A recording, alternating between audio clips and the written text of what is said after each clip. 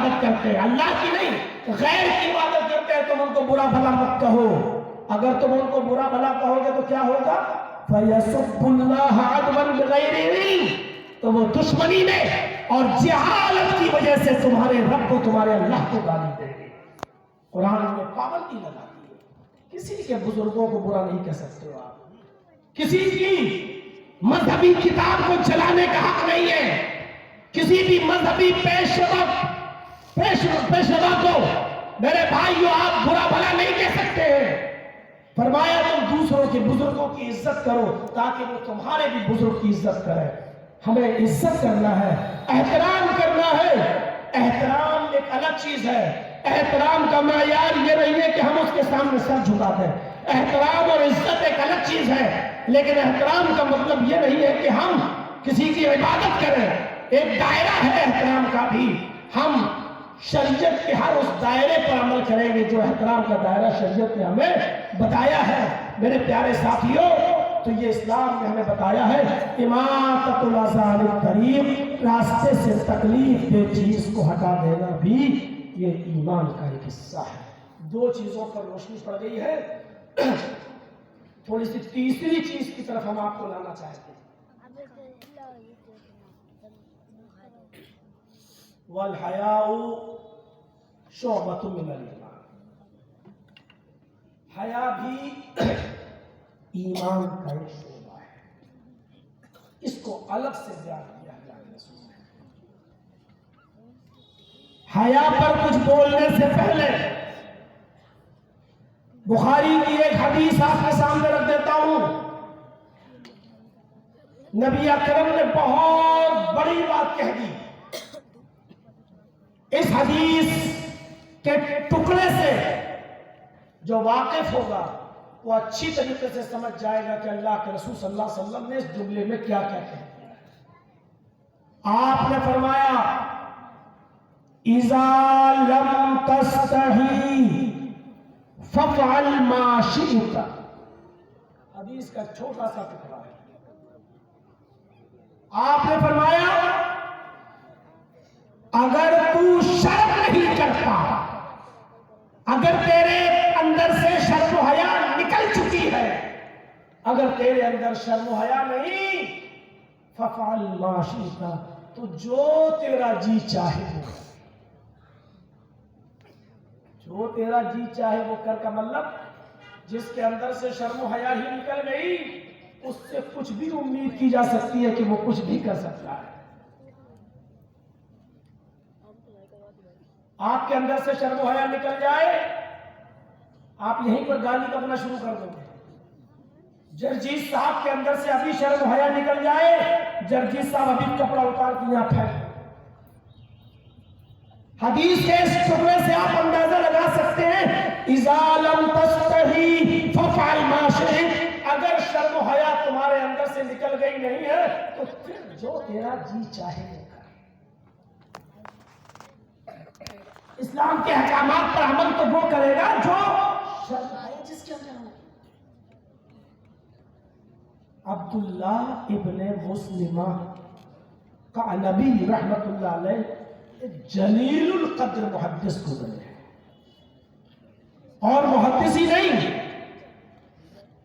سیاہ سطح بخاری، مسلم، ترمذی، نسائی، ابو داؤد، ابن ماجہ حدیث کی یہ کتابیں جس نے لکھی ہیں ان مصنفین کے وہ استاد بھی گزرے ہیں۔ عبداللہ ابن مسلم کا نبی، امام ابو داؤد اپنی سنن ابی داؤد میں ان سے بہت سی روایتیں لائے۔ حدثنا قعنبی، حدثنا قعنبی، آپ پڑھیں گے ابو داؤد کے اندر حدثنا قعنبی، حدثنا قعنبی، امام ابو داؤد نے ان سے بہت سی روایتیں نقل کی ہیں۔ ذرا عبداللہ ابن مسلمہ کا بچپنا اگر آپ یاد کریں گے تو شرم آئے گی آپ کو۔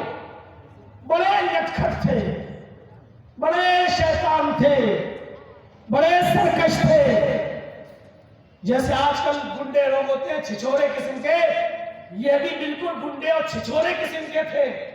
کسی کا مال لوٹ لیا، کسی کا سامان چرا لیا، کسی کو راستے میں پکڑ کے پریشان کرنے لگے۔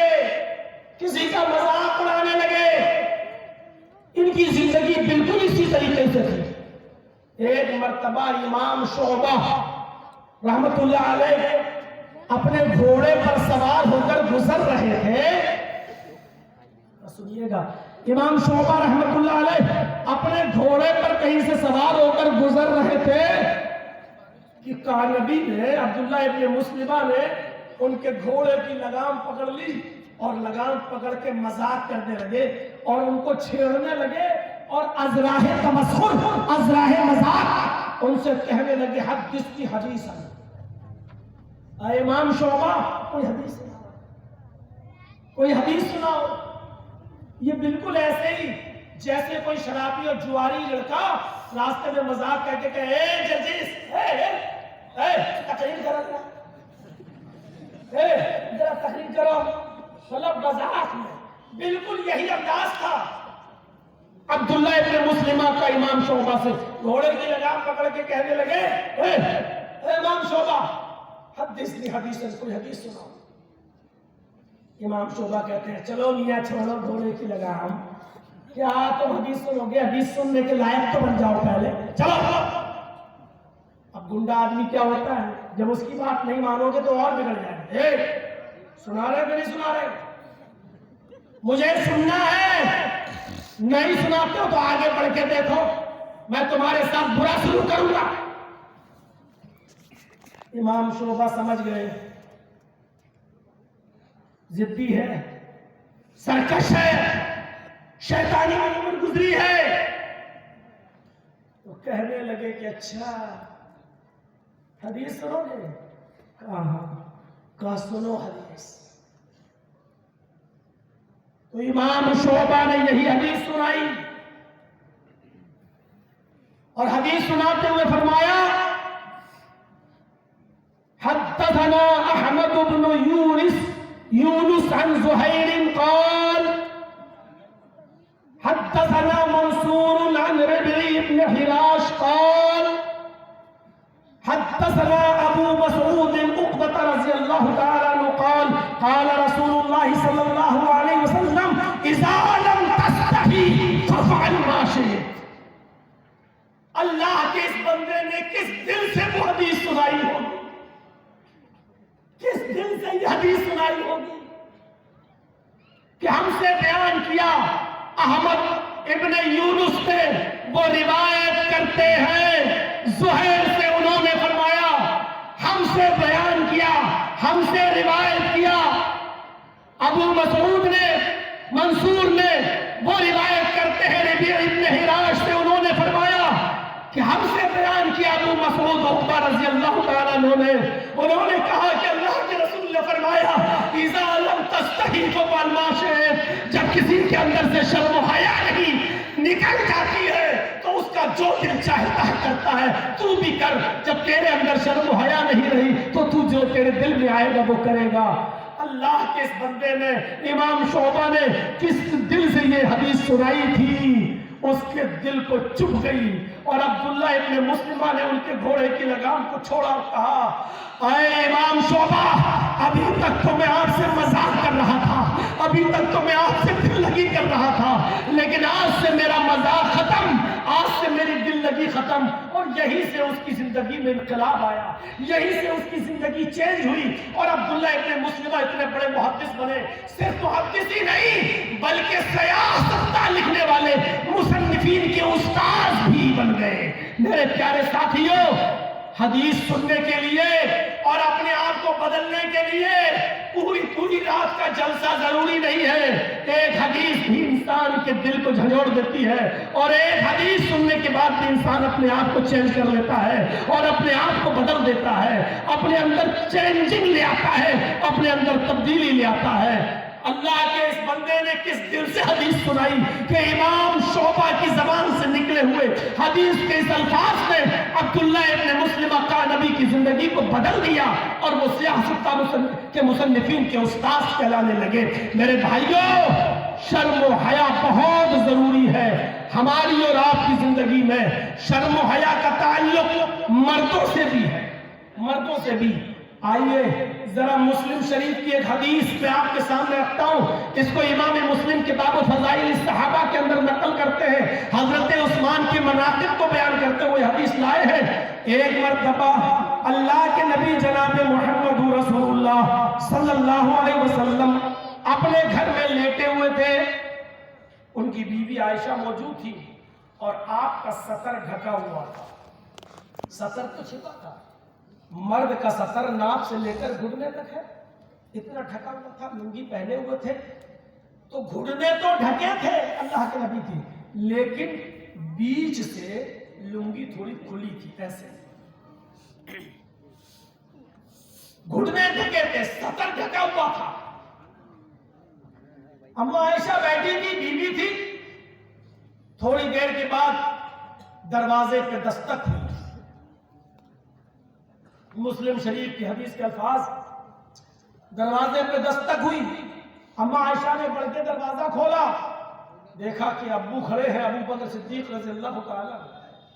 سلام کیا، السلام علیکم ورحمۃ اللہ، جواب دیا. ابو بکر صدیق نے کہا بیٹی عائشہ اللہ کے رسول سے اجازت لیجیے، میں نبی اکرم سے ملنے آیا ہوں. اما عائشہ نے کہا اے اللہ کے رسول میرے ابو آئے ہیں، ابو بکر آپ سے ملاقات کرنا ہے. آپ نے کہا آنے دو. اجازت مل گئی. حضرت ابو بکر صدیق اندر آ گئے.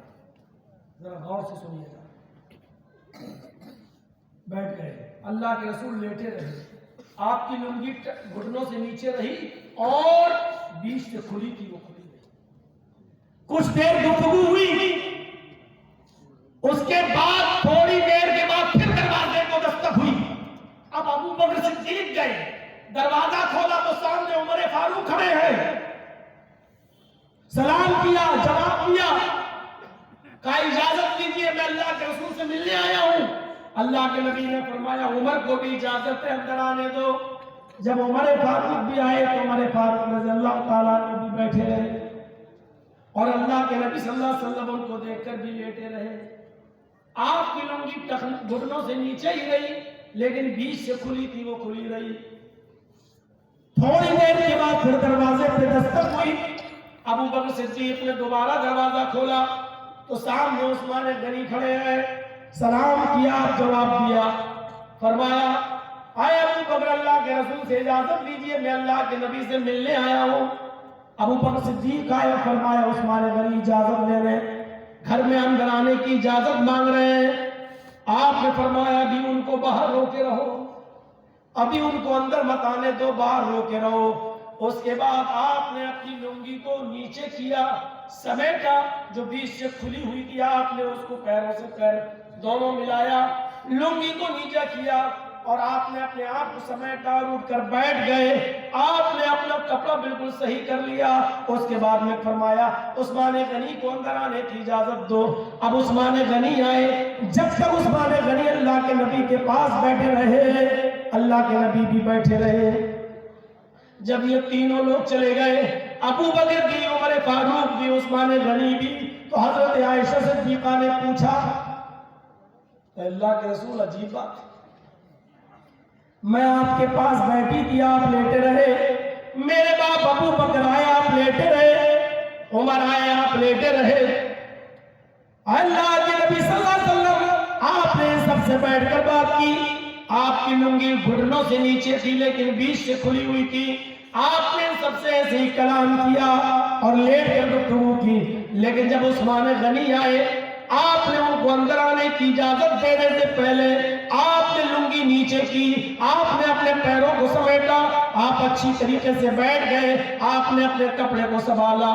آخر عثمان غنی کے آنے پر آپ نے ایسا کیوں کیا؟ تو آپ نے فرمایا عائشہ تمہیں عثمان کی شخصیت نہیں پتا، تمہیں عثمان کے بارے میں نہیں پتا. عثمان کے آنے پر میں ان کے آنے سے پہلے اپنے کپڑے کو سمیٹ کر بیٹھ گیا اور میں اس طرح بیٹھ گیا اور اپنا کپڑا صحیح کر لیا.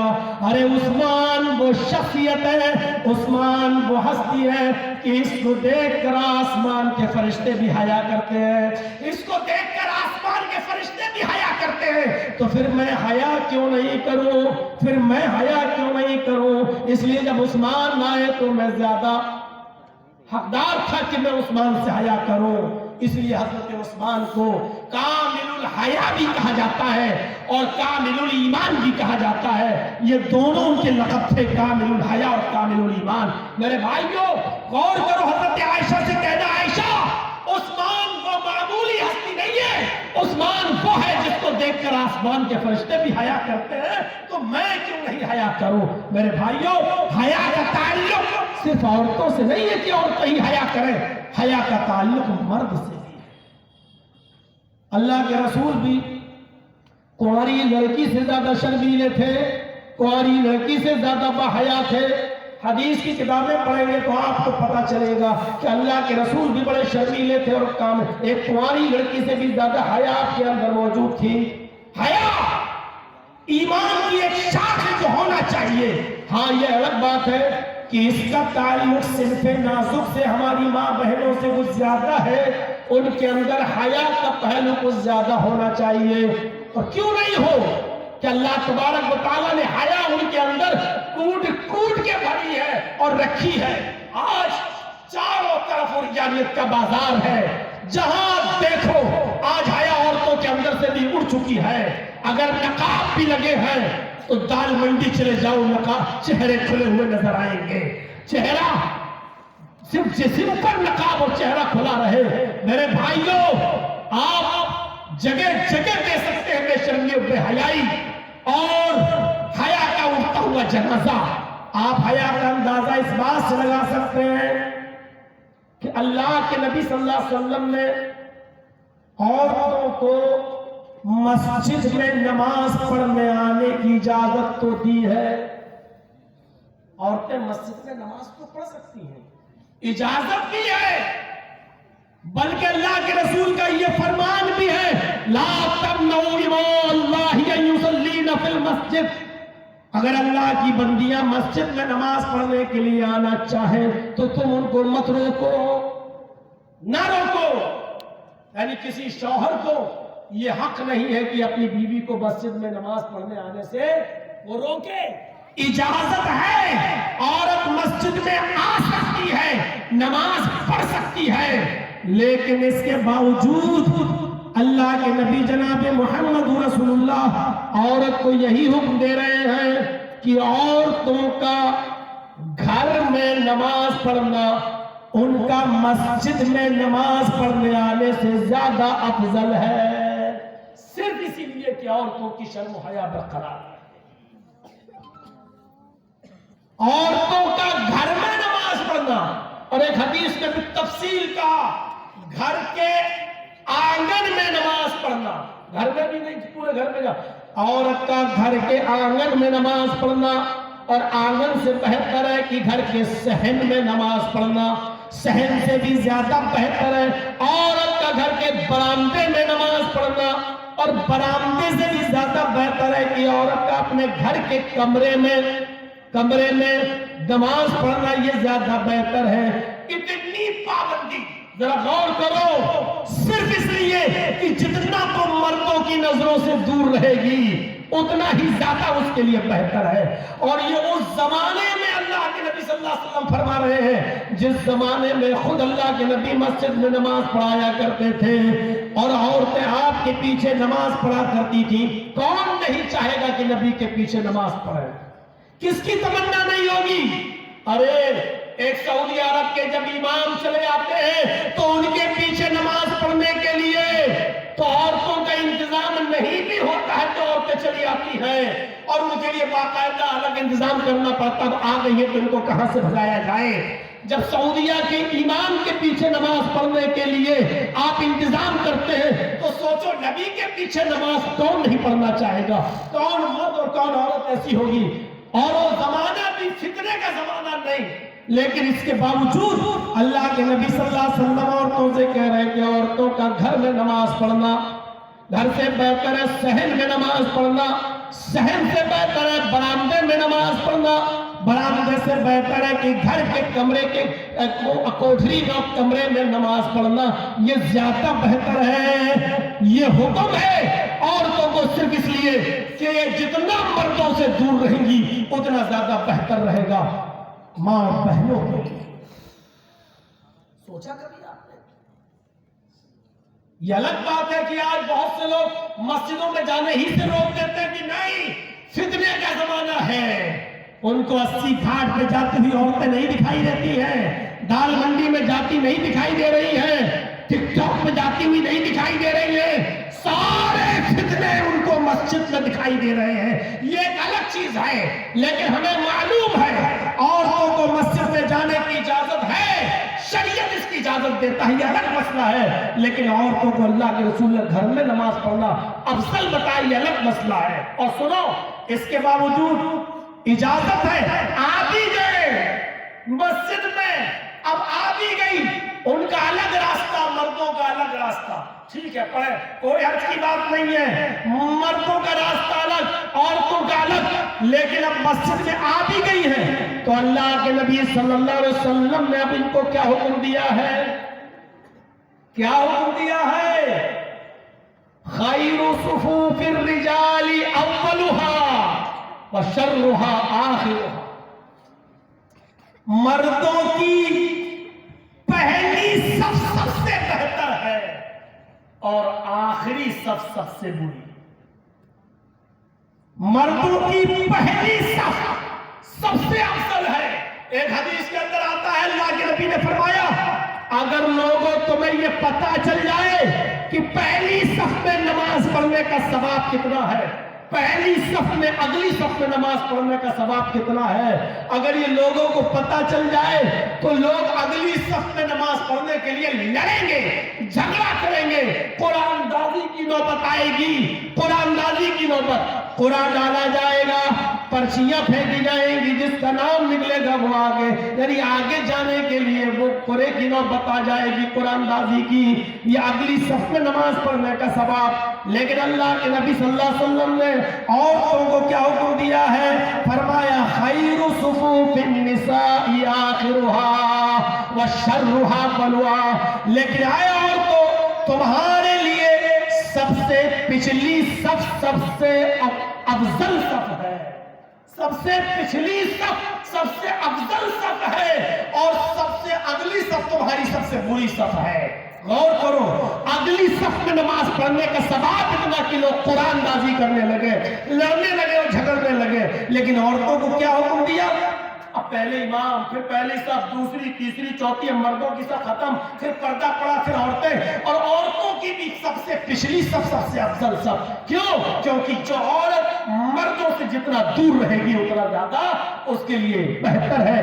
آج تو شادیوں میں بھی بفے سسٹم اور کھڑے ہو کے کھانے کے سسٹم میں مرد اور عورتوں کا اختلاف, مرد اور عورتوں کا ایک ہی شادی میں, ایک ہی بس میں, ایک ہی سفر کرنا, میرے بھائی جو کہاں کی شریعت رہ گئی اور کہاں کی حیا رہ گئی ہے. شادیوں میں دیکھ لیجئے آج بے حیائی اپنے چرم سیما پر پہنچی ہوئی ہے. جو اسلام نماز کے اندر بھی عورتوں کو پردے کے باوجود سب سے پچھلی صف ان کو سب سے افضل قرار دیتا ہو, تو عورتوں کی شرم و حیا کا اندازہ آپ لگا سکتے ہیں کیا ہے. یہ ہماری ماں بہنیں سوچیں کہ آپ کی پہلی صف کو بری صف کہا ہے اور آپ پچھلی صف کو سب سے افضل, کیونکہ جو مردوں سے جتنا دور رہے گی وہ عورت جتنا سے اتنا دور رہے گی. یہ شرم و حیا, جو عورت جتنا زیادہ مردوں سے دور رہے گی وہ اتنی زیادہ باحیا اور باشرم ہوگی, اور جو مردوں سے جتنا قریب ہوگی وہ اتنی زیادہ بے شرم اور بے حیا. آپ اندازہ لگائیے, نکاح کے موقع پر بھی دیکھ لیجئے, قاضی لڑکے سے, لڑکی سے, اللہ کے رسول نے کیا فرمایا, جب لڑکی سے اجازت طلب کرو تو ظاہر بات ہے کہ نکاح کے موقع پر لڑکی تو شرمائے گی. اب آج کل تو یہ ماحول بنا ہوا ہے کہ ایک وکیل ہوتا ہے, دو گواہ ہوتے ہیں اور وہ جاتے ہیں لڑکی کے پاس, لڑکے کا نکاح کرانے سے پہلے لڑکی سے پوچھتے ہیں کہ صاحب فلاں فلاں لڑکے کے ساتھ اتنے روپے مہر کے بس تمہارا نکاح کیا جا رہا, تمہیں قبول ہے؟ اب وہ لڑکی بولتی نہیں ہے, خاموش ہے, تو لڑکی کی سہیلیاں کوہنی مار مار کے کہتے ہاں ہے, کہتے قبول ہے, کہلواتی ہے, اور جب تک کہلوا نہ دے تب تک قاضی دستخط نہیں کراتا ہے. اور وہ مولانا صاحب جو بیٹھے ہوئے ہیں وہ پوچھتے ہیں گواہوں سے لڑکی نے قبول کیا؟ ہاں تم گواہ تھے نا، تم نے سنا اپنے کانوں سے؟ میرے بھائیوں، لڑکی سے اس موقع پر اجازت طلب کرنا کسی حدیث میں آیا ہے؟ لڑکی سے اس کا ولی اسی وقت اجازت لے لے جب رشتے کی بات چل رہی ہے، اور اسی موقع پر وہ بتا بھی دے گی، بس اجازت ہو گئی۔ اور شادی والے دن اگر سسرال کی طرف سے، لڑکے والوں کی طرف سے، لڑکے کی طرف سے آئے ہوئے کپڑے اگر لڑکی نے اپنی مرضی سے خوشی خوشی پہن لیے تو آپ سمجھ لیجئے کہ اس کی اجازت ہے۔ اس نے پہن لیے اس کے بھیجے ہوئے کپڑے، اس کا مطلب تو راضی ہے، وہ خوش ہے۔ شریعت کہتی ہے اس موقع پر زبردستی اس سے مت کہلواؤ، ہاں قبول ہے۔ اللہ کے رسول نے کہا جب اس سے اجازت لی جائے، اس کی خاموشی ہی اس کی اجازت ہے۔ یہ حیا رکھی ہے اللہ تعالیٰ نے عورت کے اندر کہ اس سے زبردستی مت کہلواؤ کہ ہاں قبول ہے۔ اگر وہ خاموش ہے تو سمجھ لو اس کی اجازت ہے۔ کتنی حیادار ہوتی ہے۔ آج کی لڑکیوں کو حیادار کہو گے؟ موبائل خود تپوس کر رہے ہیں، کیسی لگی؟ میرا سوٹ کیسا لگا؟ ارے تم نے دیکھا نہیں میں یہ والا سوٹ پہن کے گئی تھی، کیسا لگا تمہیں میرا سوٹ؟ آج خود کہتی پھر رہی ہو تو یہ حیا کا کون سا معیار ہوگا؟ جس عورت لڑکی کی حیا کا معیار شریعت یہ بتا رہی ہو کہ اس کی خاموشی کو اس کی اجازت مان لو، وہ نہیں کہہ پائے گی شرم کی وجہ سے۔ یعنی اتنی شرم، اتنی حیا ہوتی ہے لڑکی میں کہ وہ شرم کی وجہ سے نہیں کہہ پا رہی ہے، اس کی خاموشی کو اس کی اجازت مان لو۔ بے غیرتو، تم نے آج لڑکی کو بے شرمی کی اور بے حیائی کی کس تحلیل پہ پہنچا دیا۔